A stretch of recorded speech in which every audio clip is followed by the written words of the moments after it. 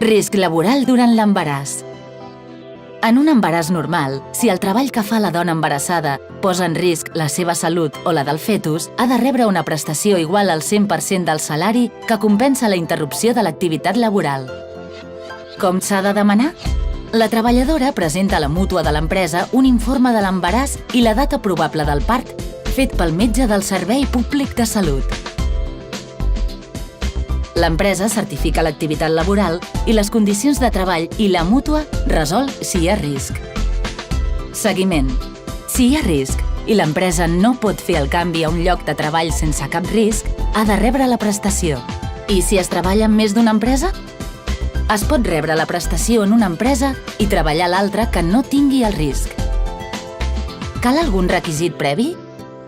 Cal estar afiliada o d'alta a la Seguretat Social. No es pot estar de baixa mèdica. Quan finalitza? Finalitza quan la dona embarassada passa a tenir el permís de maternitat. Es reincorpora a un altre lloc de treball compatible. Se li extingeix el contracte laboral. Té un avortament. Mor. 061. CatSalut respon. Departament de Salut, Generalitat de Catalunya.